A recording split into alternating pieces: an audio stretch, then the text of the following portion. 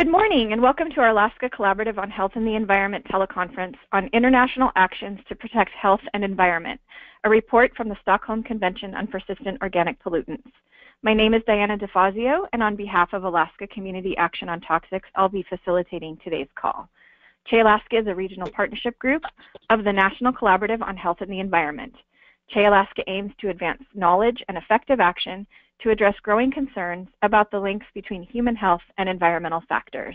And you can find more information at akaction.org and healthandenvironment.org. Our presenters for today's call will give you a first-hand account of what happened at the Stockholm Convention 8th Conference of the Parties in Geneva, Switzerland, where every 2 years delegates make critical decisions regarding toxic chemical production and use worldwide. Ultimately, although delegates agreed to list new chemicals for global elimination at this year's UN meeting, governments bowed to corporate influences by allowing exemptions that extend industrial uses far into the future. And we'll be hearing more about that from our speakers. Today we have presentations from Pam Miller and Waghiyi of Alaska Community Action on Toxics and Rochelle Diver of the International Indian Treaty Council. We will also hear from Lee Takak, a mother from the native village of Elim in the western Arctic region of Alaska, who attended the Conference of Parties on behalf of her daughter and future generations. Everyone who had signed up for the call as of yesterday received a link to the presentation slides, which you will need to download to follow along. And if you didn't receive the link, please email me at Diana, that's with one N, at akaction.org, and I'll send you the link when I finish with the introductions. As with all of our CHE-Alaska teleconferences, we will leave time at the end for discussion and questions from participants. And now it is my pleasure to welcome and introduce our first two speakers. Pam Miller is founder and executive director of Alaska Community Action on Toxics, which I should mention is celebrating 20 years. Yay! ACAT's work over the decades has contributed to a number of important local, national, and global decisions to limit the production and use of highly toxic chemicals. Pam regularly prepares scientific papers to present to the Persistent Organic Pollutant Scientific Review Committee, which determines which chemicals to recommend for global elimination at the Stockholm Convention Conference of Parties. In her testimony at these meetings, Pam presents scientific evidence of harm to fish, wildlife, and people, advocates for the precautionary principle when not enough is known about a chemical's impact, and works to protect environmental and human health in the Arctic. Pam is co-chair of the International POPs Elimination Network, a global network of over 500 public interest organizations in 100 countries working to eliminate toxic substances. And Waghiyi is a Yupik grandmother and tribal member of the native village of Savunga on St. Lawrence Island in the northern Bering Sea, and Environmental Health and Justice Program Director with Alaska Community Action on Toxics. Vi has attended the Stockholm Convention Conference of Parties numerous times, where she brings to light the disproportionate impacts of contamination from persistent organic pollutants on Arctic indigenous peoples. She led the Alaska Native Women's Delegation who traveled to Geneva to bear witness to the deliberations this year. And both of their presentation, Pam and Vi, is on a single set of slides. So welcome to both of you, and Pam, you may go ahead and begin.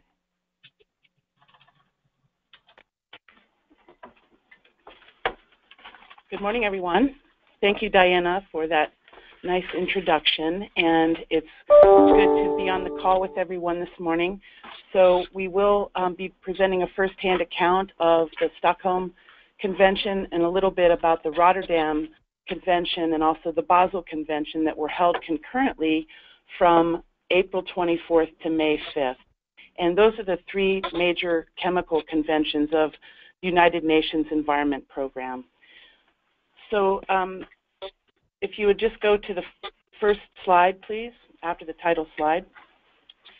This gives a brief overview of the United Nations Chemicals and Waste Conventions that I mentioned, and we call this convention the Triple COP or the Super COP, the Triple Conference of the Parties.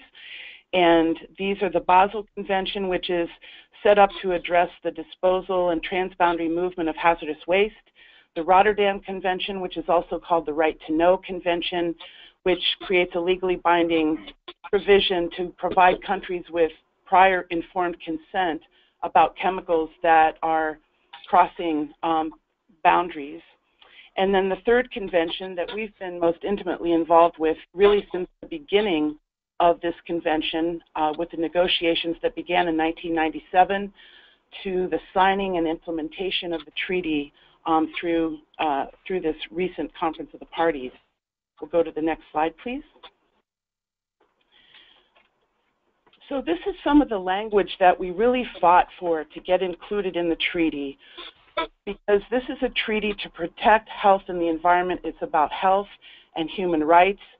And the treaty also acknowledges the important, critical fact that Arctic ecosystems and indigenous peoples are at greatest risk from exposure to these persistent organic pollutants that tend to rise on wind and ocean currents and are transported into the Arctic, where they accumulate in the bodies of fish, wildlife, and people. And it's important to know that indigenous peoples of the Arctic have some of the highest levels of these persistent pollutants of any population on Earth. Next slide, please.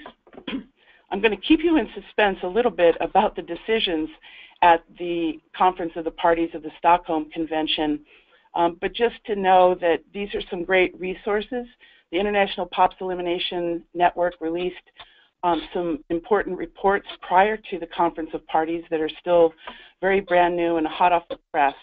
This one is on the IPEN website, ipen.org, and this talks about in depth the three persistent organic pollutants that were considered by the Conference of Parties. Deca-BDE, and I'll be talking a little bit more about them, a flame retardant chemical. Short-chain chlorinated paraffins, which is an industrial chemical used in a wide variety of applications, and hexachlorobutadiene, and again, I'll be talking about all of these. And the next ones that are up for consideration by the Conference of Parties, PFOA, which is one of the perfluorinated compounds that is a stain and stick-resistant chemical used in many metal and fabric applications, and the pesticide dicafol. Next slide, please. The three reports that I mentioned, the first one I was a co-author on, and this one is especially near and dear to my heart, which is about short-chain chlorinated paraffins in children's toys. We tested a wide range of toys from 10 different countries and found levels of short-chain chlorinated paraffins, again, a very toxic, carcinogenic chemical, in many different types of plastic toys, ranging from jump ropes and rubber duckies to baby bibs and things like that, up to almost 20,000 parts per million. The middle report is about a survey of products from 26 different countries, looking at the brominated flame retardants that are often found in electronic waste.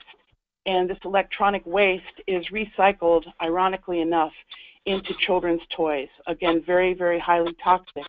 And 90% of these toys and other household products contain two banned flame retardants that were banned in 2009 under the Stockholm Convention, Octa and Penta-BDE, and also another flame retardant widely used in insulation called hexabromocyclododecane.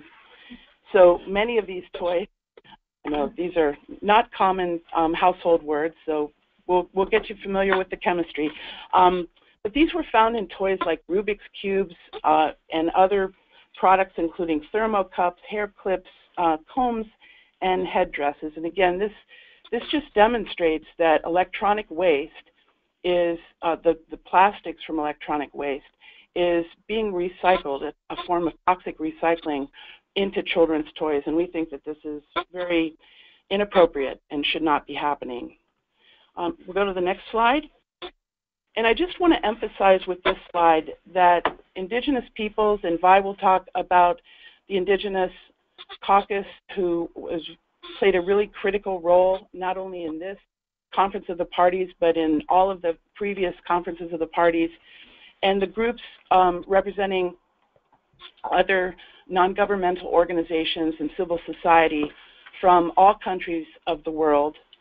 We had, I think, about 75 representatives from the International POPs Elimination Network, from Africa, from Asia and Central and South America, as well as North America there. And these groups play a vital role because they offer testimony, they speak truth to power. We like to say that we are the conscience of the convention. We make it real and let people know that these issues are not abstract. These are vital health and justice issues and human rights issues that the delegates need to pay attention to. Next slide, please. I won't dwell on this slide, but I just wanted to touch on just some of the key milestones of the Stockholm Convention. It was negotiated beginning in 1997, and it's very important to know that one of the reasons that brought the nations of the world together to negotiate this treaty was the fact that scientists who were studying contaminants in the breast milk of women in the far north of Canada discovered that women on Baffin Island had some of the highest levels of persistent organic pollutants compared to women, especially compared with women of southern Quebec and lower latitudes. And so this was a very shocking revelation, and it propelled the governments of the world to come together to negotiate this legally binding treaty. It went into force in 2001, and the U.S. signed it, but has not yet ratified it. And to date, 181 nations have now ratified this convention, and Malta, the most recent country that ratified it in 2017. And so at the Conference of Parties that we just attended, there were, I think, about 1,700 delegates from 181 nations, plus representatives of civil society. Next slide, please. These are some of the key elements. You can see Vi testifying in front of the 1,700 delegates who were at the Conference of the Parties, and an Indigenous woman from the Cook Islands in the lower slide, Imogen Ingram.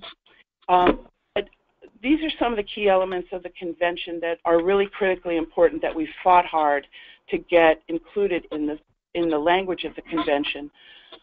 Because these persistent organic pollutants are essentially unmanageable, the emphasis of the treaty is on elimination of these harmful chemicals rather than managing them. It also, I think one of the real strengths of the treaty is that it ensures that new chemicals that are persistent and toxic and bioaccumulative can be included in the treaty beyond the initial list that we call the dirty dozen that I'll be talking a little bit about. It provides for identification of stockpiles and contaminated sites and provides funding for cleanup of those sites. And the convention is essentially based on the precautionary principle, which means that we need to be better safe than sorry. We don't need to allow these chemicals to cause global risk and contamination before we take action. Next slide. So this list of chemicals here, and again, I won't dwell on them in any great detail. These were the chemicals that were included initially under the provisions, again, legally binding provisions of the Treaty for Global Elimination under Annex A. And most of these are pesticides, and the last one is PCBs, polychlorinated biphenyls, which were used in electrical applications and phased out in the U.S. in the 1970s and included under the provisions of the convention, along with this list of highly toxic and persistent insecticides. Next slide. Thank you. DDT, which is a pesticide that was phased out in the U.S. also in the 1970s, was included in Annex B, which means that the goal is ultimate elimination of this chemical. However, it was recognized that DDT plays a role in control of malaria, so certain uses in African nations were allowed to continue under very limited circumstances with the goal of eventually eliminating the use of DDT in favor of safer alternatives. Next slide, please. And then Annex C is a part of the convention that addresses unintentional production.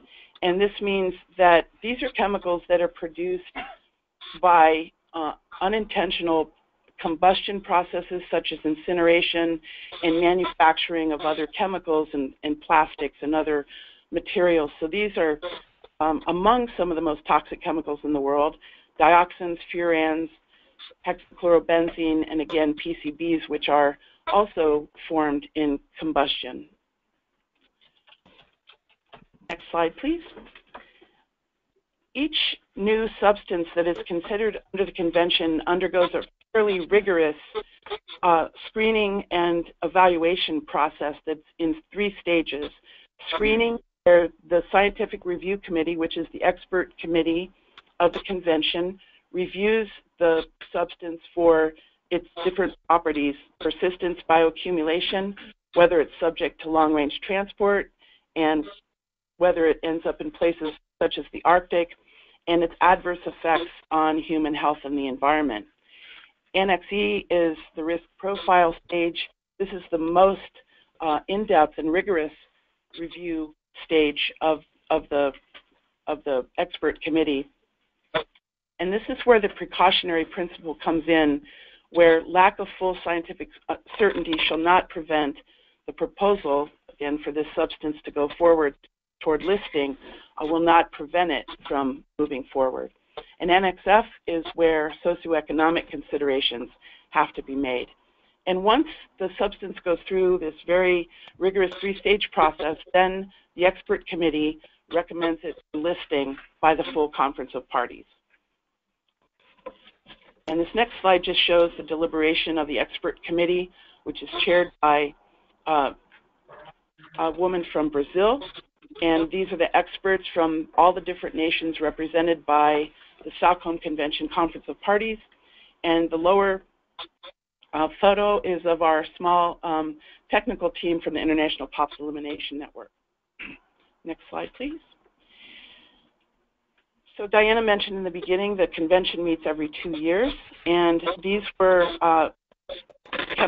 the additional chemicals that were listed in 2009, and these slides will be available, so I won't go through these in detail. I will mention one in particular that we fought very hard for, and that's Lindane, which is a pesticide that was widely used throughout the world, and at this time was still widely used in the United States. And we were able to get this chemical in 2009. It's used in agriculture, and it was also used to treat head lice in children. The 5-year exemption to allow for continuing treatment of head lice and scabies in children was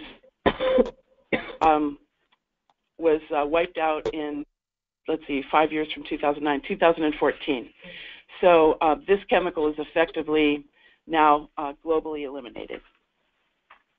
And it was especially concerning that this chemical, a pesticide, a very strong neurotoxicant, was allowed to be used for the treatment of head lice in children, and there were many cases reported of neurodevelopmental problems in children resulting from this use. So it's both agriculture and for that purpose. Next slide, please. Just at Lindane Production, which Lindane was one of the most widely used chemicals in the world for agriculture and for a variety of crops around the world. And in addition to Lindane itself, in the production of Lindane, 2 other very highly toxic POPs chemicals, alpha and beta HCH, are also produced. So it's a very dirty chemical. Next slide, please. There's Vi, serving organic fruits made by that were not produced using endosulfan. So we were showing the delegates that there are viable alternatives, agroecology, to replace the need for the use of this highly toxic insecticide, which, along with Lindane, was once one of the most widely used insecticides in the world, used on a variety of crops mentioned here.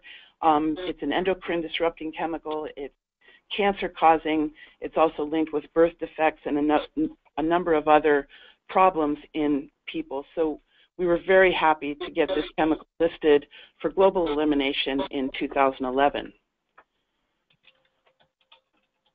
Hexabromocyclododecane, the next slide, was listed in 2013 among the new chemicals listed, and this was a very high production chemical used primarily in insulation, very highly toxic and persistent chemical that is also now widely distributed in the Arctic. So again, this was a very significant victory included under the Convention for Global Elimination in 2013. Next slide. And these are the new POPs that were listed in 2015. I'll mention in particular, again, I won't go through these in great detail, one that we fought for very hard was Pentachlorophenol, which is a pesticide used primarily in wood treatment for poles, utility poles primarily. And Canada and the United States really worked very hard to prevent the listing of this chemical. And in the end, we prevailed and got this chemical listed in 2015. This was a big victory. Next slide just talks a little bit more about pentachlorophenol. This is a utility pole in our neighborhood right here at North Star Elementary School in Anchorage, and it again just shows how highly toxic and persistent this chemical is. And there's a lot of evidence that this chemical does not stay within the utility poles and leaches into groundwater, and children can be very highly exposed to this chemical. Next slide. The next slide is just an illustration of how the chemical industry tries to influence this process, and another reason why it's so important for Indigenous peoples and other non-governmental organizations to show up and offer testimony about how these chemicals affect human health and human rights. This is an illustration of, in this case, the woman that's kind of in the bright light there, Kristen Hendricks, had actually written the U.S. position on pentachlorophenol, and then the next meeting she showed up working as a representative of the chemical industry, trying to fight against the listing of pentachlorophenol. So a classic case of the revolving door there. Next slide. Okay, so these were the decisions from 2015, listing of 3 new chemicals. And I'll move on to the next slide. So I know you've been in great suspense about what was actually accomplished at the most recent conference of the parties. And we were able to get Deca-BDE, a flame retardant, which is ubiquitous in electronics, textiles, and upholstered furniture, listed. Short-chain chlorinated paraffins, again, used in metalworking as lubricants and as flame retardants in a wide variety of applications, including polyvinyl chloride. And HCBD, hexachlorobutadiene, which is a chemical used in the manufacturing of solvents. Next slide, please. So a little bit more detail about DECA. Again, it's used in the plastic housings for TVs and computers, and also in textiles, furniture, and mattresses. It's a very problematic chemical in e-waste.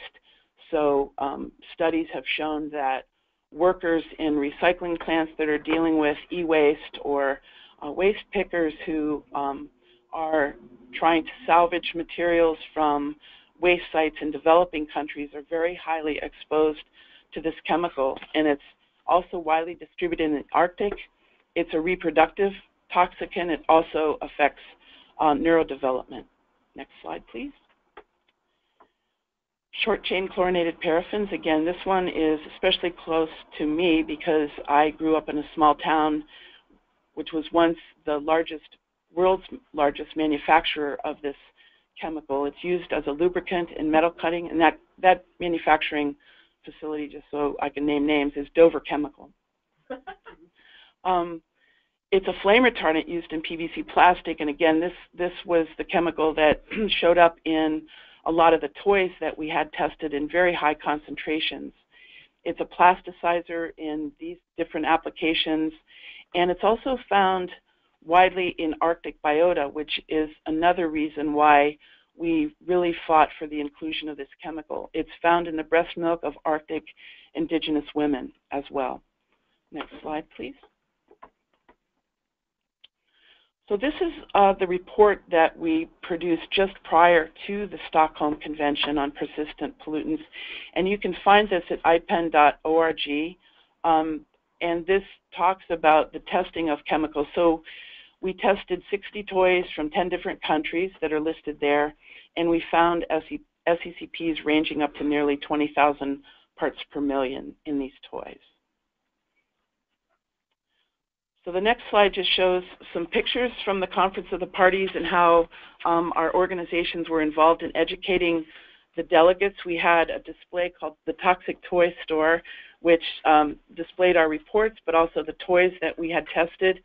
And in the lower left-hand slide, you see one of our colleagues from the Czech Republic demonstrating the X-ray fluorometer, the XRF, and how it can be used to test for different types of contaminants in children's toys and other products.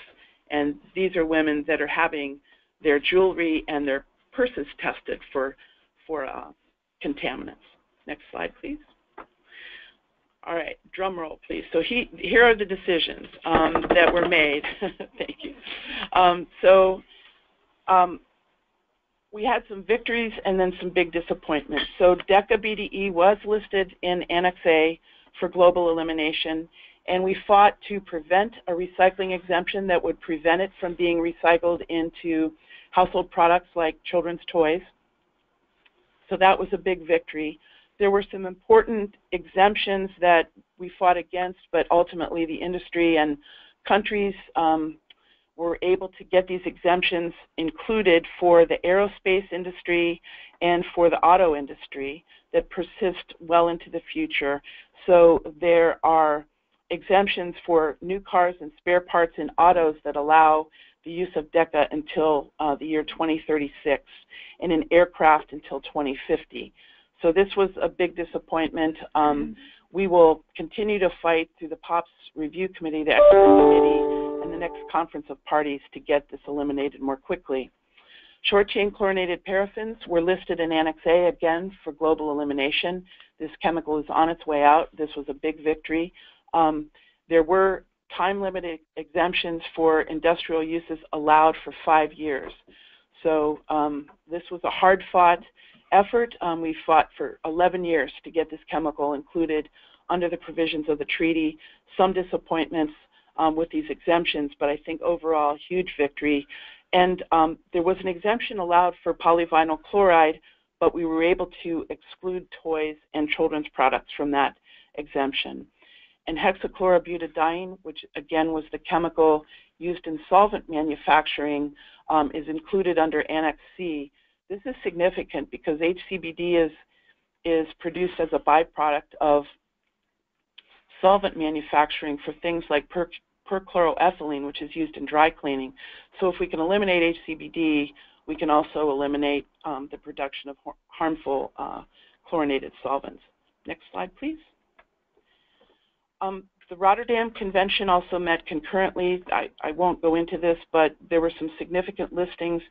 And the Rotterdam Convention, again, is the prior informed consent or right to know convention. So it doesn't necessarily ban chemicals, but it requires notification if one country is sending the substance to another country. So the pesticides carbofuran, trichlorphon, and then SECPs, and tributyl tin, which is used as a pesticide in boat paints and shipping industry. So this listing makes them subject to the prior informed consent process. The convention, after much deliberation, failed to list the pesticide paraquat and asbestos, which has been a 10-year fight, and Russia fought vigorously against inclusion of the treaty. Even though it doesn't ban these chemicals, they don't want the right to know to happen for these chemicals. And the pesticides fenthion and carbosulfan were also blocked by a small number of countries. Next slide. This is just showing the network of the International POPs Elimination Network that was there fighting for environmental health, justice, and human rights. Groups from 100 different countries were represented there. And the slide below just gives you an idea of what the convention looks like and the room of 1,700 delegates. And I'm going to turn it over to Vi. Good morning. My name is Waghiyi. I'm a St. Lawrence Island mother and grandmother. St. Lawrence Island is located in the northern Bering Sea, and I have a lot of gratitude to ACAT and IPEN for all their roles at the Stockholm Convention. My community, we have about 1,500 people. We've had our own community-based project addressing our concerns from contamination, including military contamination, but also global contaminants that arrive in the Arctic through air and ocean currents and contaminating our people without our consent. And this last convention, Conference of the Parties 8, was my 5th time going to Geneva, Switzerland. It's so important that Arctic Indigenous people, we are there to be the conscience of the convention. And as a mother of 4 boys and also coming from a community located in the northern Bering Sea where our people continue to live off the land and ocean like we have for many, many generations. These global contaminants are arriving in the Arctic through air and ocean currents. They're ending up in our lands and waters, and ending up in our traditional foods at levels we should not be eating them for excess cancer risk. And so it's so important that we're giving this opportunity to be at these conventions so that our stories are heard, so that as the delegates and governments and chemical corporation executives are there to hear the health harms harming, how these chemicals harm our health and our well-being. Next slide is a photo of me and my colleagues. There was 5 of us that came from the Arctic, including Pam Miller. And in this slide, you see a photo of Lee Takak, who is on the left.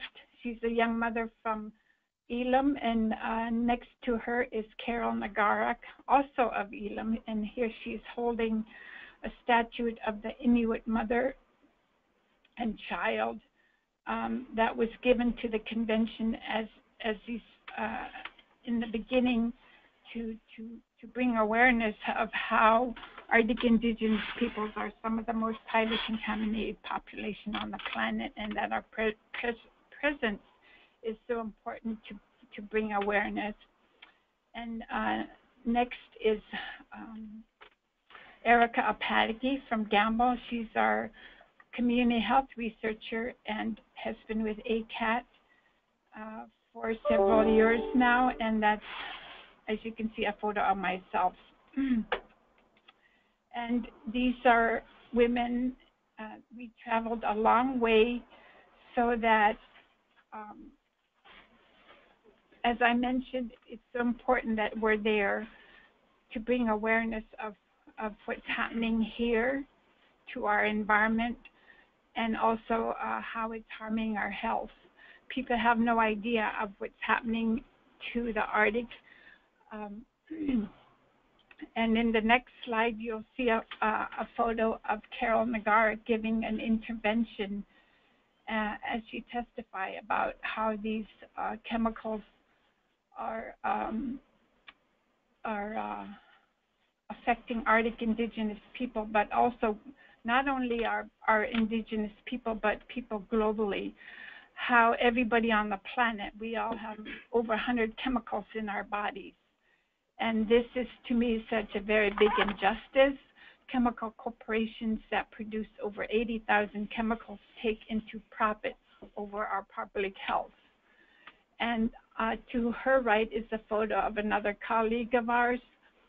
She's Thai Pele. She was there as a representative from the International Indian Treaty Council. She is also from Puerto Rico, and it's so important that we have representation there, so that not only are we heard, but also we offer side events, and we had a presentation there to educate all the delegates and other NGOs and other folks, agencies, and chemical corporation representatives to make sure that our voices are heard. Next slide is a slide of actions that were taken not only from our group but others from IPEN to make sure that preventing recycling of these toxic chemicals in our household products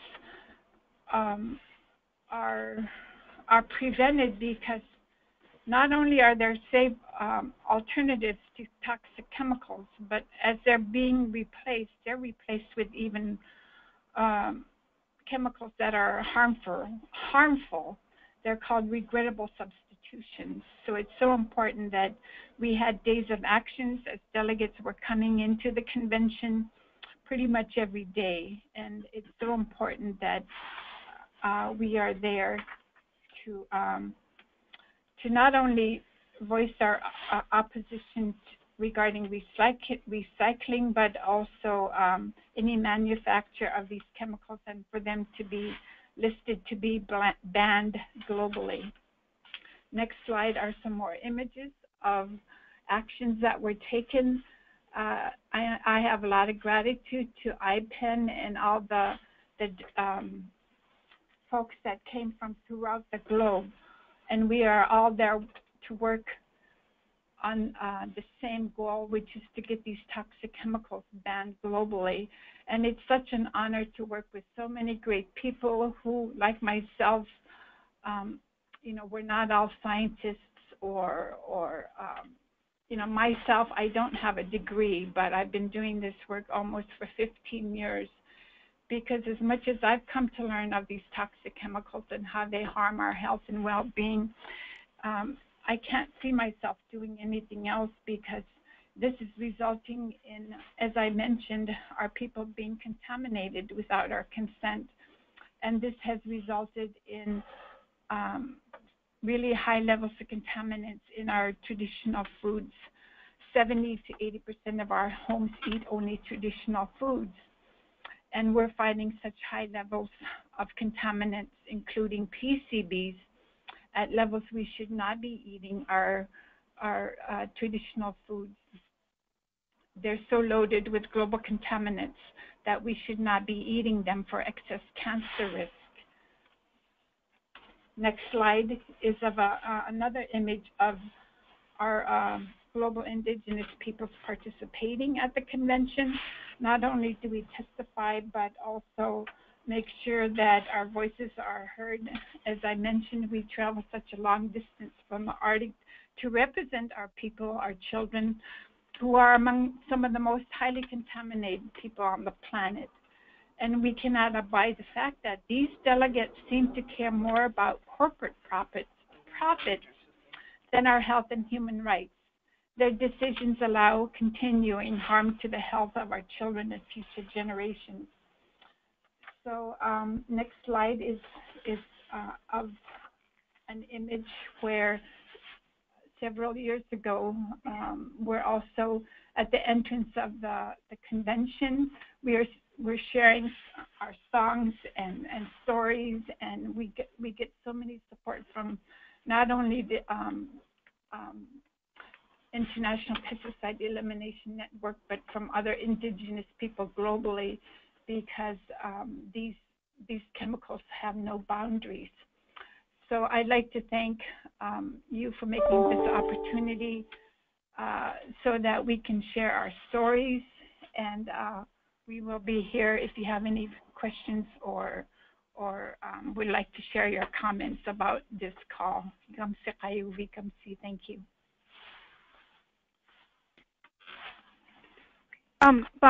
Is Lee going to be saying anything on this call? She was not able to make it. Oh, okay. So. Okay. I'm sorry, I mentioned her earlier. Sorry about that. I will just move on to our next speaker, and thank you very much, Vi.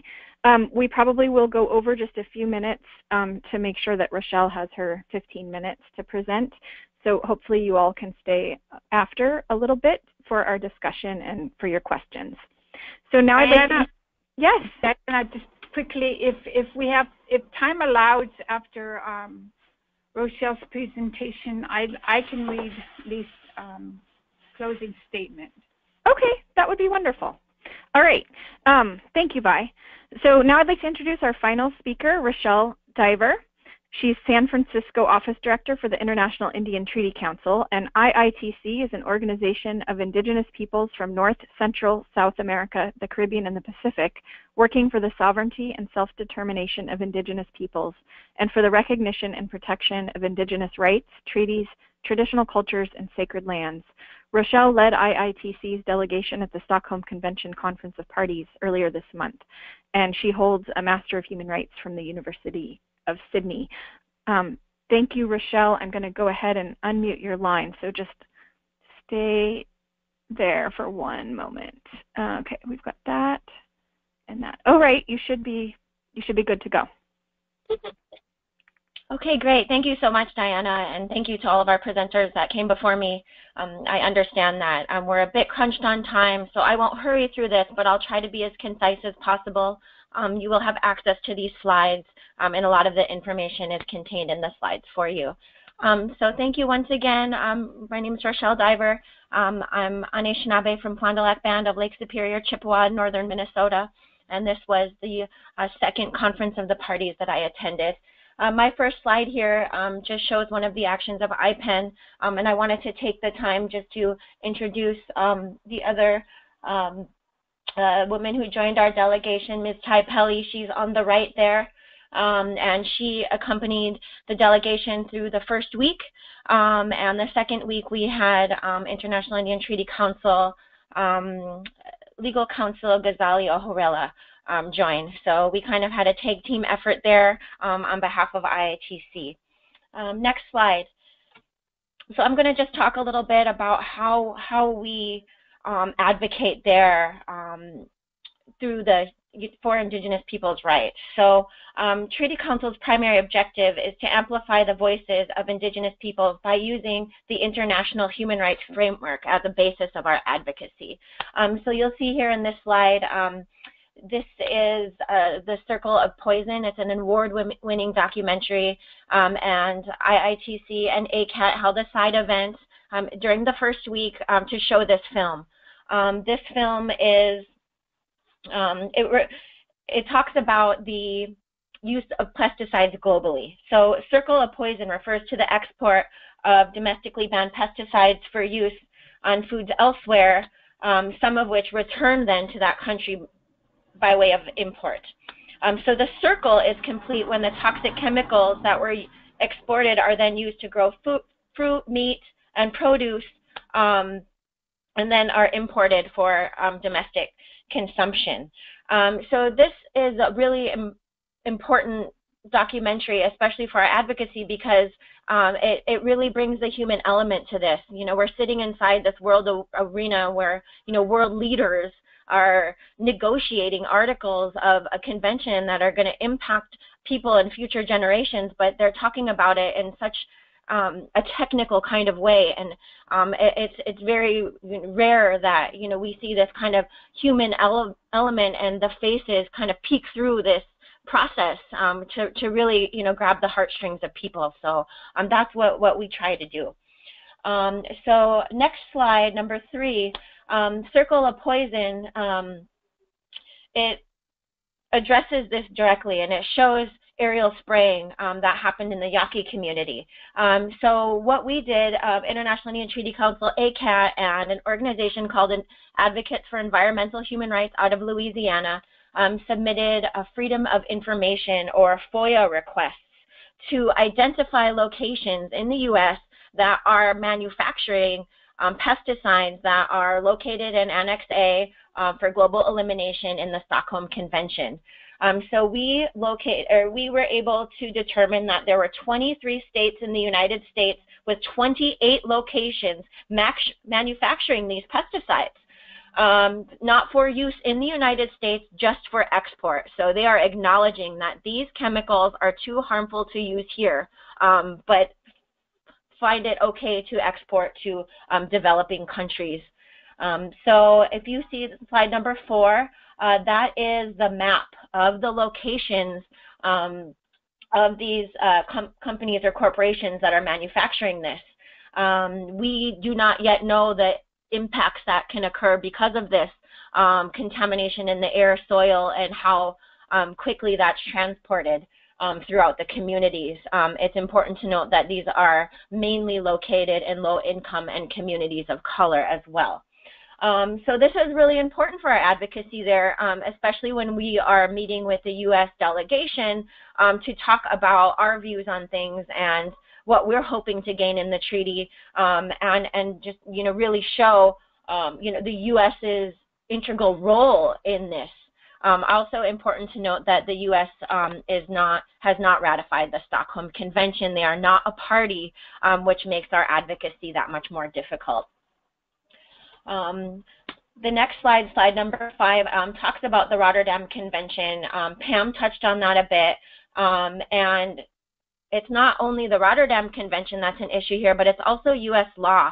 And so that's something that really we are hoping to increase our work on in the future, is trying to make meaningful change in this regard to the 2 U.S. toxic conventions on TSCA and FIFRA.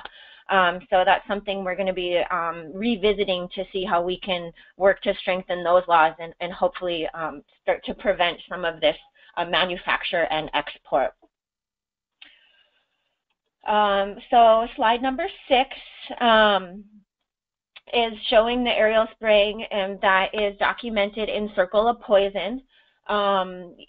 This is where the human element, you know, really comes in. We need to show the faces of the women that are impacted and these children that are impacted, and Circle of Poison does a really good job of breaking that down for people and allowing, you know, giving the space for these families to tell their stories. And I also, sorry, I should have mentioned this from the beginning, but on the slide of Circle of Poison, there is a link there that you can type in, or just Circle of Poison on Google, and you can purchase the video there. But right now, for a limited time, you can actually watch the video. You can open it up, I think, for a certain amount of days, maybe 1 week, and be able to view this video. So please, everyone, if you have the time, it's about 1 hour and 10 minutes long, and just a wonderful account of how you know, people are impacted globally, but you know, how it really starts here in our back door. So I'll move to the next slide, number 7. That just shows some of these, that shows how the children are impacted. You'll see here children that were just drawing regular, you know, kind of stick figures that little kids draw, and you'll see the difference here between the foothills and the valleys. And the children in the valley are directly impacted by the pesticides, and you can see the difference there and how much simpler their drawings are. And I mean, I just think that that is a clear display of the developmental impacts that are happening to the children. The next slide is talking about the health impact on Indigenous women and girls, and really naming the things. It's important that we name them inside of this arena and say these things out loud for people to hear. These are the kinds of things that people are scared to hear. Inside of there, they don't want to break it down this much on the impacts, but we need to say these things. And so we make sure that we do in our side events and in our interventions, and any opportunity that we have to engage directly with any of the state representatives. The next slide, this is a matter of life and death for Indigenous peoples and vulnerable communities around the world. It's a matter of life and death for everybody. But it's important that we show Indigenous impacts because we live so closely to the lands. We are subsistence livers. We are impacted more than others, and we see the impacts sooner maybe than other communities, and so that is a duty of ours to take those voices to the world arena and to tell our stories, as Vi said earlier in her presentation. The next slide, it talks about actually what they're seeing there and what the women are dealing with, the children that are being born without bones. because of aerial spraying on the farmers, on the fathers that bring their clothes home, and they put them in the washing machine with the baby's clothing. That's all it takes. And the women, we hold these pesticides and these chemicals in our bodies and our breast tissues, and we pass them to our children, causing our children to be pre-polluted. And so this is one of the testimonies of a young mother. The next slide is going to just begin to talk a little bit about the human rights framework that we use. And the core of all that is the UN Declaration on the Rights of Indigenous Peoples.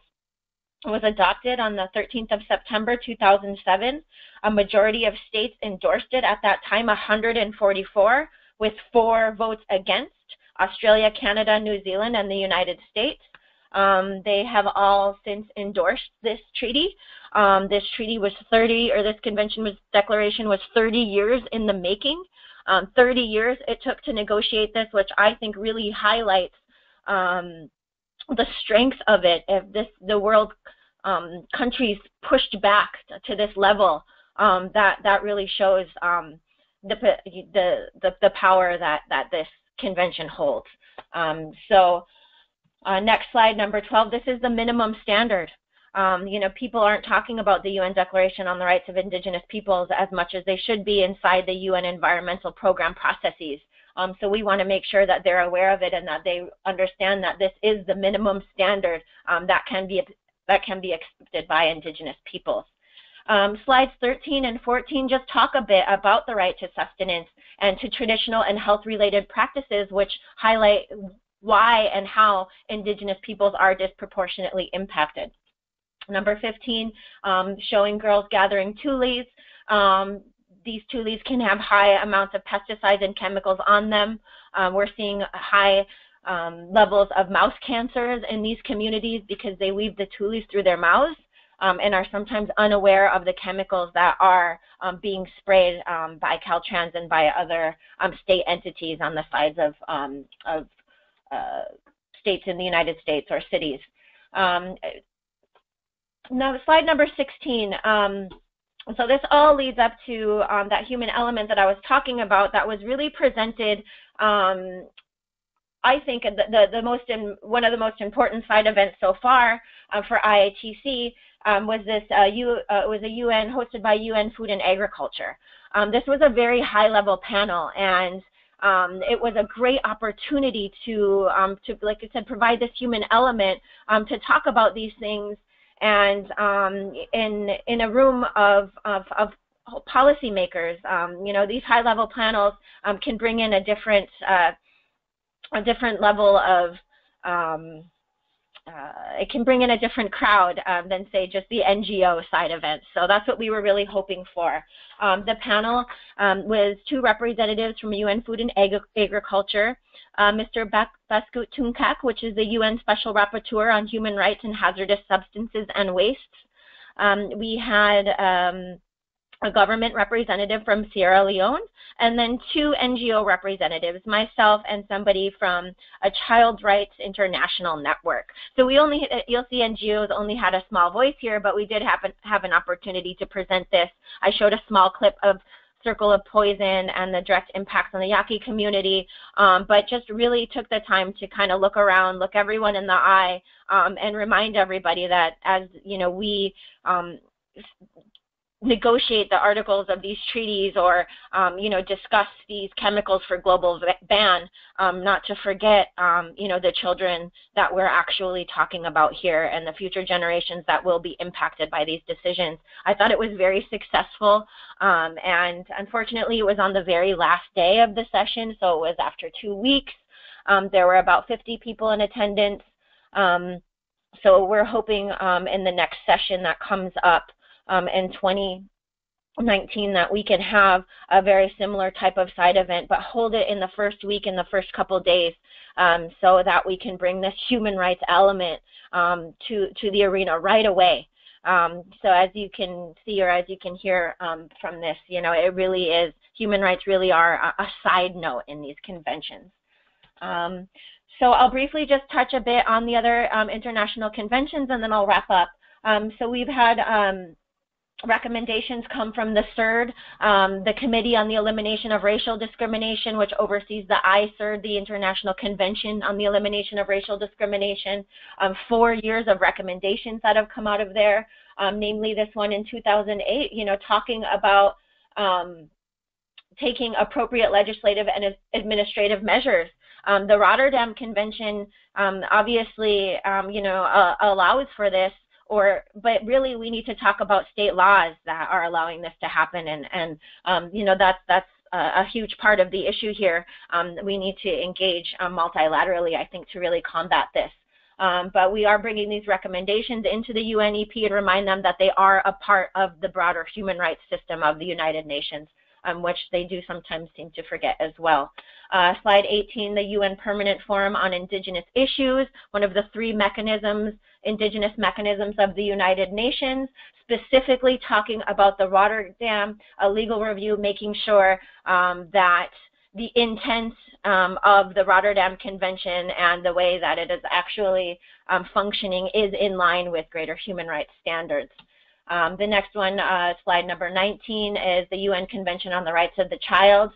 These articles are very strong in protecting children, and they were used, next slide, in June 2015 on the UN Committee on the Rights of the Child review of Mexico, talking about taking in these chemicals and the impacts and calling for a halt of Mexico to continue to participate in this. And also had, for the very first time in a UN convention, the term environmental health recognized as a whole, which was really fantastic, and also another source of our advocacy on site in Geneva at these conferences of the parties. 21 talks about the specific recommendation mentioned by the CRC to Mexico, namely prohibiting the import and use of any pesticides or chemicals that have been banned or restricted for use in exporting countries. That's huge, and we are going to continue to utilize that recommendation. Finally, getting to the end here, slide 22 just talks about I like to wrap up, showing a great group of women that, have been advocating for our women's reproductive health and future generations for a very long time. This is the first International Indigenous Women's Environmental and Reproductive Health Symposium held in California in 2010.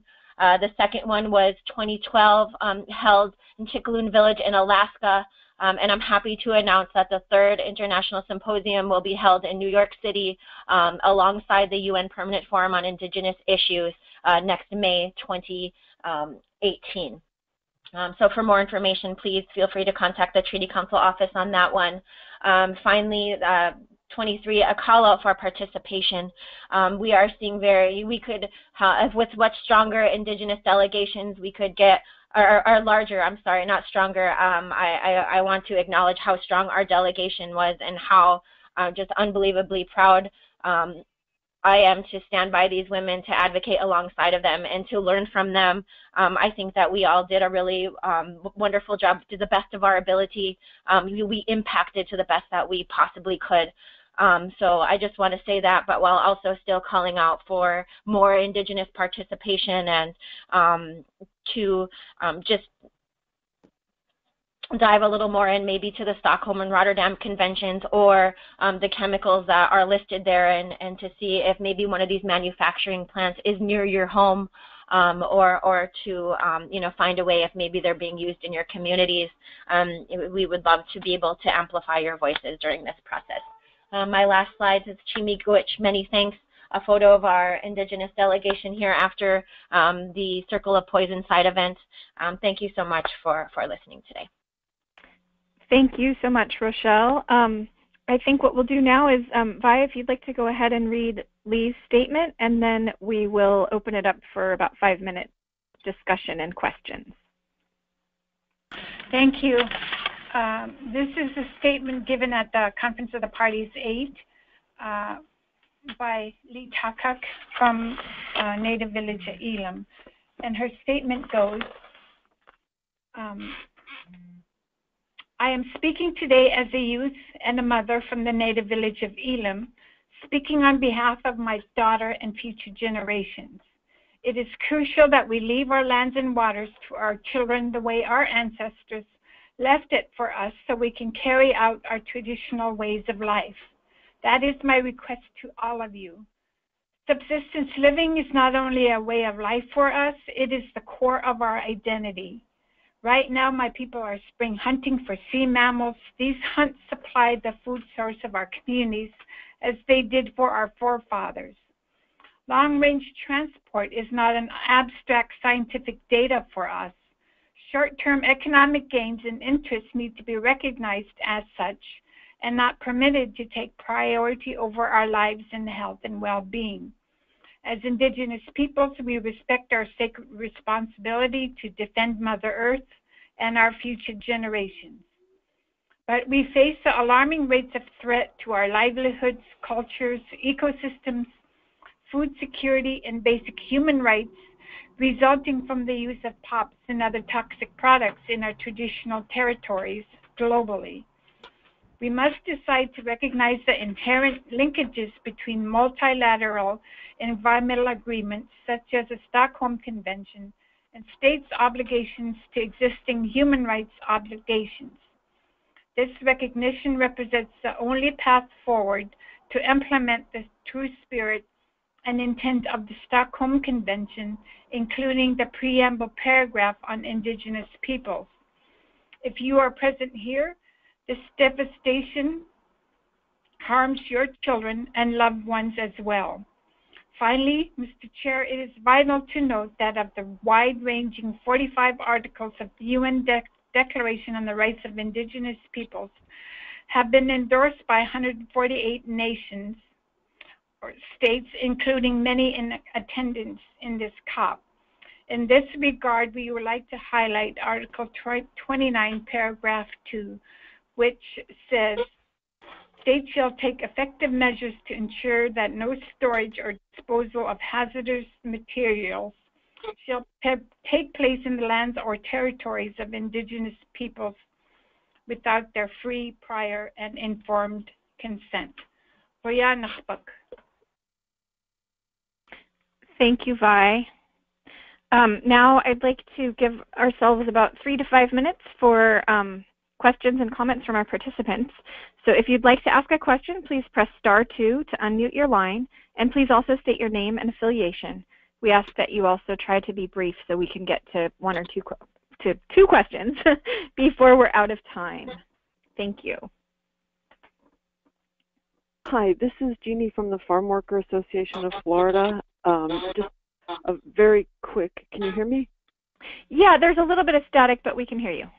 Okay, I have lots of thoughts and lots of questions, but I guess the most important thing I wanted to mention is something about the mergers of the big pesticide companies, and if anybody is working on that, if it came up at all during the COP or the convention, and what people's thoughts are about that and what we can do about it.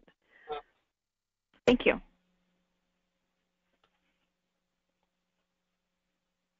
Well, Jeannie, I'll start us off. First of all, it's great to hear your voice all the way from Florida. Thanks for joining. This is Pam, and I think it's important to note that the pesticide industry had a huge presence at this conference of parties, mostly in the form of industry associations that are really conglomerates of the major corporations such as Monsanto, and the association that was most prevalent from the pesticide industry was Crop Life, and they, as I'm sure you know, represent Dow and Monsanto and a number of other corporations. The merger issue did not come up directly, but I think that their presence and the number of representatives that were there just kind of show how they turn out in force to oppose these listings of the pesticides under the Rotterdam Convention as well as Stockholm.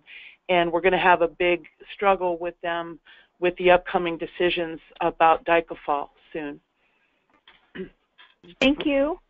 I think we have time for one more question, and then I will wrap up. So if there's anyone else, please chime in, *2 to unmute your line, and then when you're finished, if you could press *2. to mute it again. Hello, this is Fran Solomon from the Evergreen State College in Tacoma, Washington. It's a question for Pam regarding Lindane. The United States is one of the few countries that has not yet ratified the Stockholm Convention. So does this mean that we are continuing to use Lindane as well as some of the other listed POPs? I'll try to answer that question, Fran. Nice to hear from you as well. So, thank you. Even though, I think it's important to note that even though the U.S. has not ratified the convention certainly has a big effect on what happens in the U.S. And as a result of the decision on Lindane in particular, the U.S. Phased it out in 2006 for all uses in agriculture. So, these decisions affect countries, including the U.S., that have not ratified. It was phased out for agricultural uses and also for the use of Lindane of head lice in children. And those decisions really coincided with the decisions in 2009 for inclusion in the Stockholm Convention.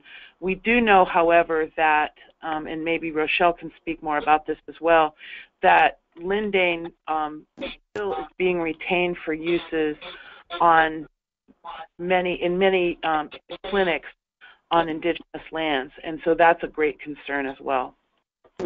Yes. Rochelle, did you want to add anything to that or make any other comments before we close? Yeah, I just to quickly add on that. So that's one of the issues, and something that we talk about there as well, is what to do with the stock, and that's where the Lindane is coming in. They sent the excess stock to Indian Health Service clinics. So yeah, it's no longer being manufactured, but that's definitely an issue, and we're not really clear on where that stands here in 2017, and it's a bit hard to get information on that. IHS has been going through a number of changes, different executive directors. It's been very hard to engage with them, but we're going to pick that back up as well. And just in closing, I just want to say once again, thank you so much, and International Indian Treaty Council, so happy to have been included. Thank you.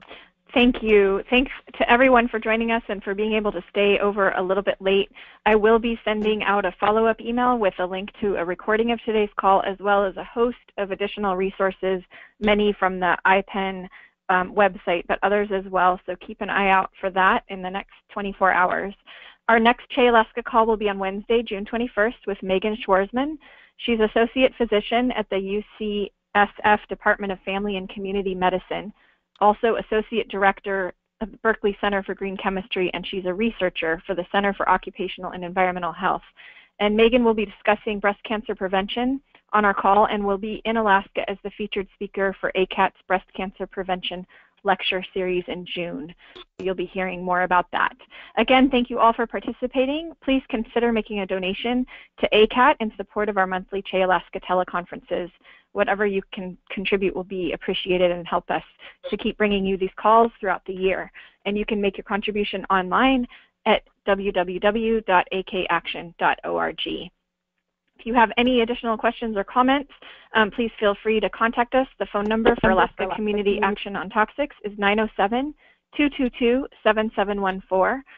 You can also email me at diana@akaction.org. And thanks again to everyone. Have a wonderful day.